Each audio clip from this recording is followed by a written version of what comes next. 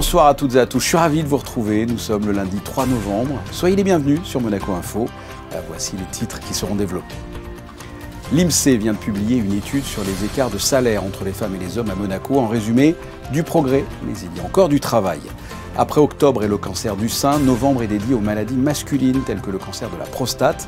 Nous serons pour en discuter avec le chef du service d'urologie du CHPG. Nous parlerons également dans ce journal de la possibilité de faire des dons de congés dans le secteur privé. La Jeune Chambre économique de Monaco revient avec la deuxième édition du Monaco Inspire. La troisième conférence sur le capital naturel organisée par le Centre scientifique de Monaco et BNP Paribas, où se retrouvent scientifiques et acteurs de la finance. Le groupe monégasque Inforca lance une technologie qui permet de traduire automatiquement des contenus dans plusieurs langues. Son nom, Inlexia. Et enfin, nous terminerons avec l'ouverture de la saison pour l'Opéra de Monte-Carlo avec le vaisseau fantôme de Wagner. Mais avant de développer ces titres, direction l'Amérique du Sud avec la visite officielle du prince Albert II au Paraguay. Il est attendu ce lundi dans la nuit pour un déplacement de 3 jours dans la capitale. Rejoignons justement sur place à Asunción, Émilie Rousseau et Sylvain Péromal. Bonsoir Émilie, c'est une visite très attendue. Oui, il s'agit de la première visite officielle du prince Albert II au Paraguay. Une visite qui sera ponctuée par plusieurs temps forts, dont le premier aura lieu dès son arrivée à l'aéroport d'Asunción avec les honneurs militaires. Le prince souverain se dirigera ensuite vers l'un des monuments historiques de la capitale, le Panthéon national des héros, pour un moment symbolique de recueillement avant d'être reçu en audience par le président du Paraguay, Santiago Peña, au palais du gouvernement. Pour le pays, cette visite officielle du prince Albert II est le témoignage des excellentes relations qu'entretiennent les deux États. Je crois que c'est une visite historique, la visite de Son Altesse le Prince ici au Paraguay, parce que je crois que c'est la première fois. Et c'est vraiment un honneur de le recevoir au Paraguay. Et je crois que ça va marquer une avant et un après. Comment qualifier les liens entre la principauté de Monaco et le Paraguay? Je crois qu'avec le Paraguay et Monaco, il y a la même vision de la protection de la nature, de la protection des eaux, de la protection des animaux, etc., etc. Et surtout de la partie humanitaire aussi. Lors de sa présence à Asunción, le prince souverain prendra part également à l'ouverture d'une conférence économique à laquelle participe Ludmila Racona-Le Goff, déléguée en charge de l'attractivité auprès du ministère d'État, et une délégation du Monaco Economic Board. C'est vrai que c'était quelque chose de très important. C'est aussi un immense honneur pour nous, pour moi et pour les entreprises qui m'accompagnent aujourd'hui, que d'accompagner le souverain dans cette visite officielle. C'est un signe très fort que nous envoyons, de pouvoir montrer la principauté sous un angle un petit peu différent, qui est celui d'un pays très orienté affaires et avec une économie qui gagne véritablement à être connue et reconnue à l'extérieur. Et comment votre présence au Paraguay s'inscrit dans la stratégie mise en œuvre par la cellule attractivité?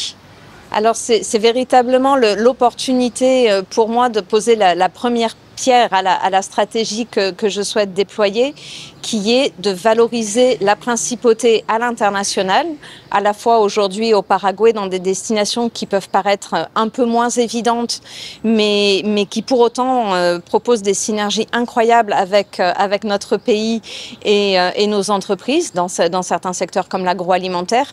Mais véritablement, la stratégie que je souhaite déployer, c'est de me déplacer à l'étranger dans des zones préalablement identifiées pour porter ce message sur le modèle économique monégasque. D'autres moments viendront rythmer cette visite du prince Albert II au Paraguay. Ils seront en lien avec les engagements que porte le souverain à l'international. Nous y reviendrons bien évidemment sur Monaco Info.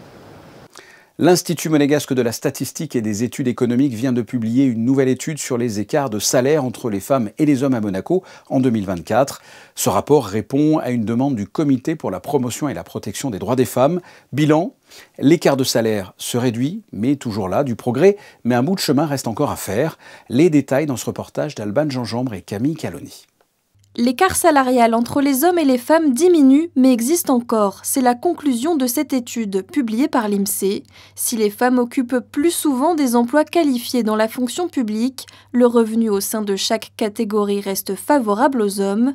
Du côté du secteur privé, le salaire mensuel moyen est supérieur de 18,6% chez les hommes. On le voit dans le secteur privé, donc on a une diminution de quasiment 10 points. Depuis 2012, ça baisse, mais il y a encore des chiffres qui montrent un écart entre les salaires des hommes et des femmes. Le secteur où il y a les écarts le plus notables, c'est les activités financières et d'assurance, parce que traditionnellement, c'est un secteur, la banque, la finance, qui était très masculin. L'ancien directeur de banque qui part à la retraite, qui est remplacé par une jeune femme à ce poste, ils n'ont pas le même salaire. Il y a deux secteurs où les femmes gagnent plus que les hommes. Vous avez la construction, mais ça s'explique très facilement, ils ne font pas le même métier. Donc voilà. Et par contre, il y a un autre secteur qui est intéressant à regarder, ce sont les activités immobilières, et notamment le métier de négociateur ou négociatrice immobilier. Et on s'aperçoit qu'aujourd'hui, les femmes sur ce même poste sont beaucoup mieux payées. Et là, c'est une rémunération qui est due, à leur talent. On choisit quand on est négociateur immobilier, on vous prend parce que vous êtes bon. Des écarts qui peuvent s'expliquer par un niveau d'éducation, des diplômes et des choix de vie propres à chacun, des données qui appellent à des réformes systémiques et à un changement des mentalités. Il faut travailler, je pense, à la base vraiment de tout sur l'éducation des enfants, parce que finalement, dès le plus jeune âge, il y a des comportements différenciés qui se mettent en place à l'école, qui vont avoir une répercussion sur les choix des filières, par les filles comme les garçons d'ailleurs, et derrière, ça fait que certains emplois sont plus occupés par les hommes parce qu'ils sont plus rémunérateurs, alors que finalement, aujourd'hui, les femmes sont tout aussi diplômées que les hommes. Donc travail sur l'éducation, travail aussi en matière de formation professionnelle, former les femmes, leur donner en tout cas des outils pour qu'elles aient plus de confiance en elles, pour qu'elles développent leur réseau, qu'elles développent aussi leur capacité à négocier. Tout ça, ce sont des notions très importantes et assez bien maîtrisées par les hommes et qui restent encore aujourd'hui pas assez bien maîtrisée par les femmes, donc je pense qu'il y a du travail à faire dans ce domaine-là. Des réformes législatives peuvent aider. Pour rappel, le congé paternité est allongé depuis 2023 à Monaco, une mesure qui va dans le sens de l'évolution des mentalités. L'étude de l'INSEE sera reconduite dans 5 ans pour peut-être atteindre l'égalité salariale. Et puisque l'on parle du droit des femmes et l'écart des salaires, sachez que tout salarié du secteur privé peut donner volontairement des jours de congé à un collègue éligible. Ce don se fait de façon anonyme, sans contrepartie, avec l'accord de l'employeur. Eh bien, un guide consacré au don de congé entre salariés du secteur privé est mis à disposition par le gouvernement afin de renseigner les personnes concernées. Sachez par exemple qu'un salarié du secteur privé peut bénéficier d'un don de congé dans 3 situations: pour s'occuper d'un enfant malade, handicapé ou accidenté, en cas de décès d'un proche ou enfin pour aider un proche gravement dépendant. Il doit alors adresser une demande écrite à son employeur, accompagnée des justificatifs requis. Si l'employeur donne son accord, le congé peut durer jusqu'à 60 jours ouvrés et fractionnable. Ce guide a été transmis aux partenaires sociaux afin de relayer l'information auprès des entreprises et des salariés du secteur privé. Pour trouver ce guide, vous pouvez utiliser ce QR code ou alors appeler le service de l'inspection du travail au 98 98 87 26. Octobre était un mois destiné à mobiliser la population face au cancer du sein. Eh bien, le mois de novembre est le mois où certains hommes se laissent pousser la moustache. L'objectif, sensibiliser le grand public sur les cancers masculins, notamment le cancer de la prostate, qui est dans l'Hexagone le cancer le plus fréquent chez l'homme, avec environ 60 000 nouveaux cas chaque année. Et on estime qu'environ 650 000 personnes vivent avec ce cancer en France. Avec nous, pour développer cette thématique, le chef du service urologie du centre hospitalier Princesse Grasse, Dr Xavier Carpentier, bonsoir. Bonsoir. Comme je viens de le dire, le mois de novembre est synonyme de Movember, qui a été initié en 2003. Depuis plus de 20 ans, est-ce que Movember sert à quelque chose ? C'est une bonne question. Au jour d'aujourd'hui, c'est un mouvement qui reste encore trop peu, je pense, diffusé. C'est un mouvement qui s'attelle à la santé masculine. C'est un mois pour mettre en exergue le dépistage du cancer de la prostate, mais pas que, oui. Le cancer des testicules et la santé psychique masculine. Donc c'est pour alerter sur les problèmes, comme vous l'avez dit, de santé chez l'homme. Quels sont ces problèmes? On va commencer peut-être par le cancer des testicules qui touche une population plus jeune, mais qui est plus rare. Qu'est-ce que ce cancer ? Alors c'est un cancer qui est assez rare effectivement, mais qui a comme particularité de toucher l'homme jeune. Le pic de survenue, globalement, c'est aux alentours de la trentaine, entre 30 et 35 ans, donc ça touche des hommes dans la force de l'âge.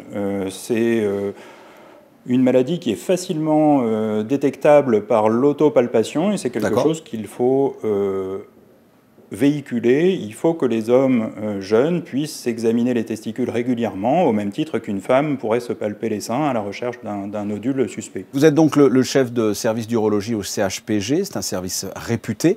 Vous avez d'ailleurs lancé il y a quelques années le Monaco Prostate Center. Qu'est-ce que c'est ?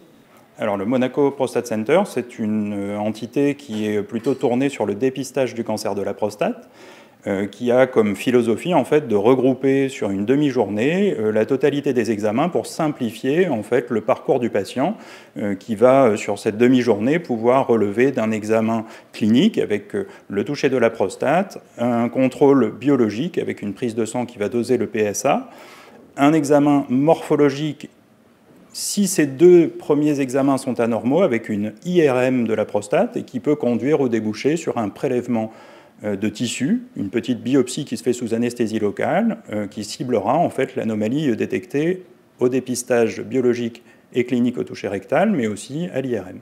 Et si donc on apprend qu'il y a une mauvaise nouvelle, ça se passe directement au CHPG, vous opérez, vous traitez directement sur place, j'imagine ? Alors ce qu'il faut savoir, c'est qu'il n'y a pas que des traitements agressifs. Le cancer de la prostate, c'est une maladie qui est assez hétérogène, qui regroupe des petits cancers peu agressifs et d'autres cas avec des cancers beaucoup plus agressifs qui ont un risque évolutif.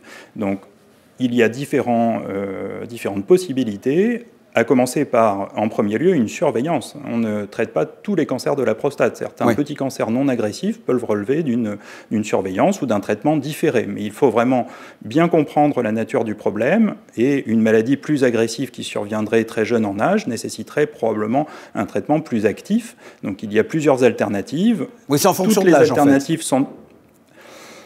Pas que, il y a l'agressivité de la maladie, sa localisation, son volume, donc différents paramètres qu'il faut bien évaluer pour proposer un traitement à la carte au patient. Il n'y a pas que le traitement chirurgical, on peut avoir recours à des traitements quand la maladie est locale avec de la radiothérapie, de l'insertion de grains radioactifs dans la prostate, il peut y avoir des traitements focalisés avec des ultrasons, il y a vraiment des traitements très différents en fonction de la localisation, du volume et de l'agressivité de la maladie.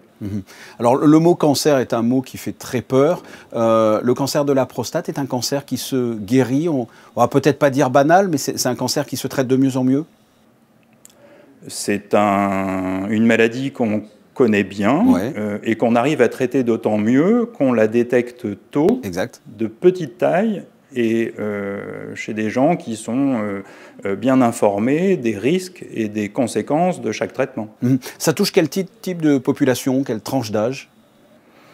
Alors, on va dire que le cancer de la prostate est une maladie dont la survenue augmente avec l'âge. Mais plus on avance en âge, moins la maladie est agressive, pour schématiser. Donc, en fait, ce qui est important, c'est l'espérance de vie de la personne qui va être sujette et qui va développer un cancer de la prostate. Il est bien évident qu'un homme de 50 ans n'aura pas la même espérance de vie qu'un homme de 80 ans. Et le risque évolutif de sa maladie sera différent. Il y a une grosse évolution ces dernières années concernant la science, concernant la médecine.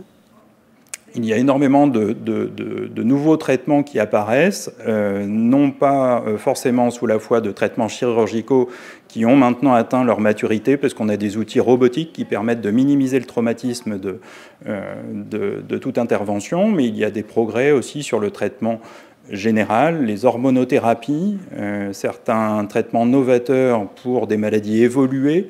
Il y a aussi de la radiothérapie vectorisée. Il y a énormément de nouveautés dans le cancer de la prostate. Ça n'est pas une maladie qui est vouée, on va dire, à évoluer indéfiniment. Mais la priorité, et j'insiste, c'est vraiment de détecter cette anomalie, donc de relever d'un dépistage pour bien comprendre face à quoi on doit lutter et c'est vraiment la clé de voûte, on va dire, du traitement du cancer de la prostate, c'est d'abord le diagnostiquer. Voilà ce que nous pouvions dire sur ce mois de novembre et l'opération Movember qui a été lancée au début sous forme de joke en Australie par une trentaine d'amis en 2003. Oui, vous avez remarqué que je m'étais fait pousser la moustache pour l'occasion. Eh oui, bravo. Ben, je vais le faire tout ce mois-là. J'ai encore quelques jours pour que ça pousse. Xavier Carpentier, merci infiniment d'avoir répondu à mes questions. Merci beaucoup. La Jeune Chambre économique de Monaco revient avec une deuxième édition du Monaco Inspire, une journée entièrement dédiée à l'innovation et à l'entrepreneuriat qui invite des porteurs de projets à venir concrétiser leurs idées.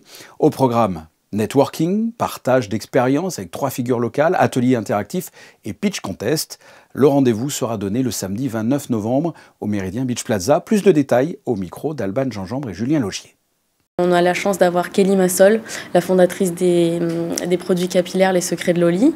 Également, pour rester dans le local, avec Pierre Frola, apnéiste mais aussi conférencier, et un représentant de Banana Moon, qui est une entreprise monégasque. Pour l'instant, on est à peu près à une dizaine de profils qui nous ont contactés, puisqu'on a également fait un pitch contest cette année, en parallèle des conférences. Et du coup, on a tout type d'industries qui viennent, mais c'est surtout pas forcément des jeunes entrepreneurs, mais des gens qui ont un projet et qui veulent voir si ça peut fonctionner, puisqu'on aura tous nos speakers en jury. On a des partenaires comme des banques, des assurances, des experts comptables et autres, donc ils peuvent venir chercher des renseignements.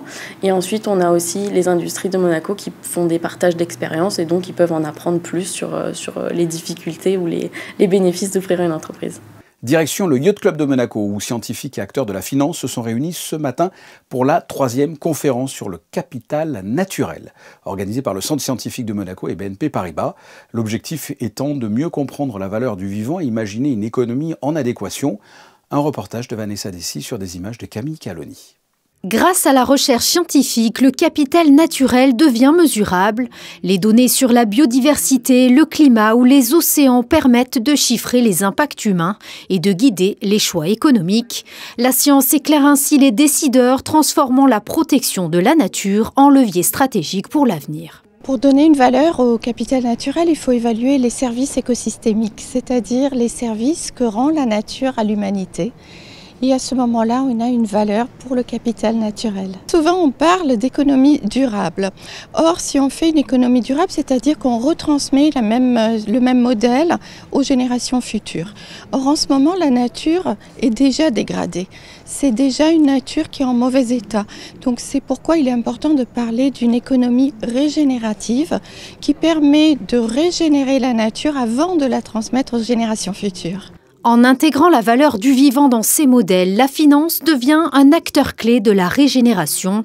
Investir dans la restauration des écosystèmes, soutenir les entreprises à impact, mesurer le risque lié à la nature, autant de leviers pour transformer les capitaux en outils de protection concrète du monde naturel. On investit pour compte propre de BNP Paribas sur des projets ou des entreprises innovatrices qui sont uniquement dédiées à avoir un impact positif sur plusieurs thématiques, dont le capital naturel qui est la thématique dont on parle aujourd'hui.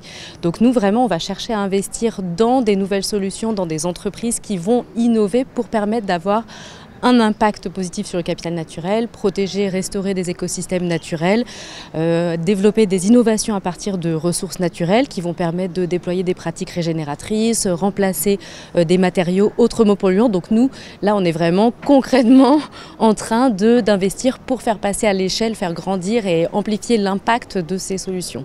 À travers le dialogue entre chercheurs et financiers, la principauté rappelle que l'économie et la nature ne s'opposent plus.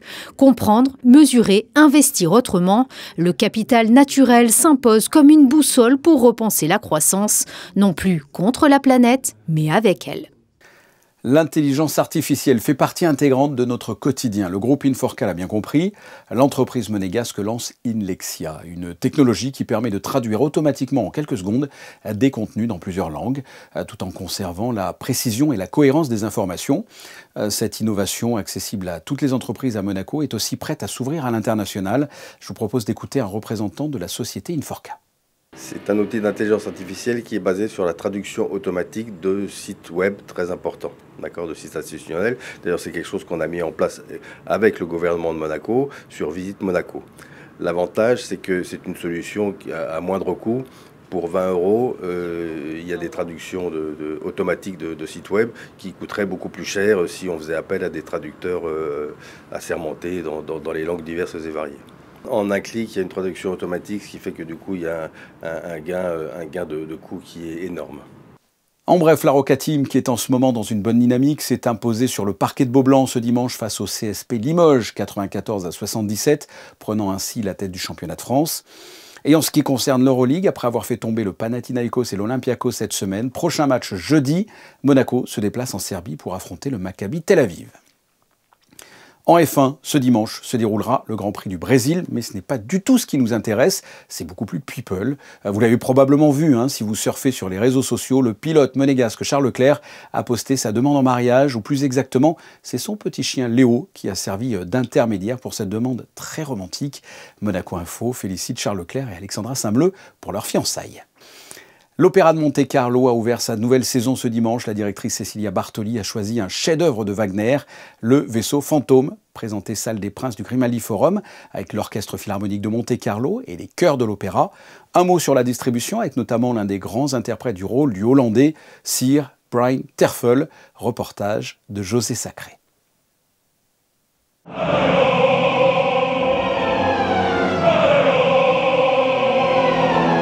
Premier spectacle de la nouvelle saison de l'Opéra de Monte-Carlo, dimanche 2 novembre au Grimaldi Forum, Le Vaisseau fantôme de Richard Wagner, un des ouvrages majeurs du romantisme musical. Pas de décor ni de costume pour cet opéra, mais une mise en espace mettant en valeur le talent des interprètes tous remarquables, outre l'Orchestre Philharmonique de Monte-Carlo et le chœur de l'opéra dirigé par Gianluca Marciano. Les rôles principaux étaient interprétés par des artistes d'exception. Albert Domen était Dallan, Asmik Grigorian Senta,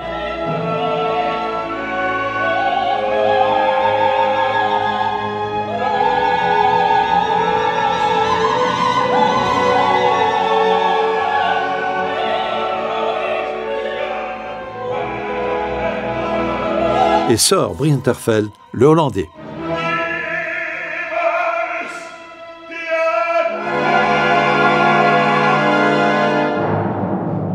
Amazing orchestra, amazing choir, and of course tremendous singers. And Der Fliegende Holländer in a kind of quasi-concert version is always incredibly exciting, dramatic, and you have to tell the story of this phantom character that comes to shore, is spat out by the sea to find redemption before that judgment day. And I was so close with Asmik Grigorian. We nearly made it, but no.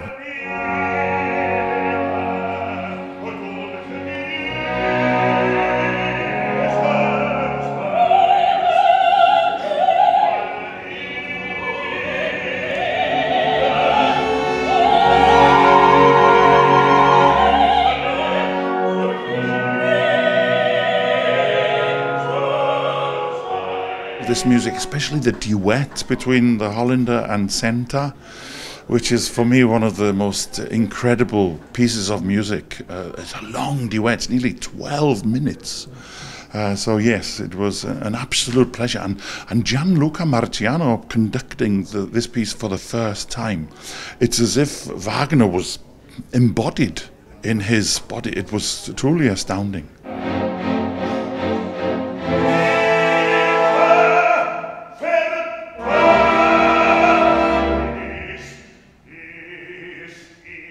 Prochain spectacle de l'Opéra de Monte-Carlo au Grimaldi Forum, Aïda de Verdi et un hommage à Joséphine Baker à l'occasion de la fête nationale monégasque.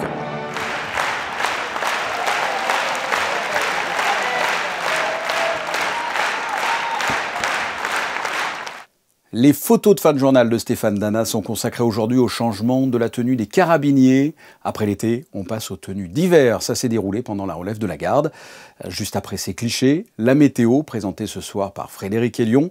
Quant à nous, on se retrouve pour une nouvelle édition mardi à 19h. Je vous souhaite de passer une excellente soirée sur Monaco Info. Portez-vous bien et à demain.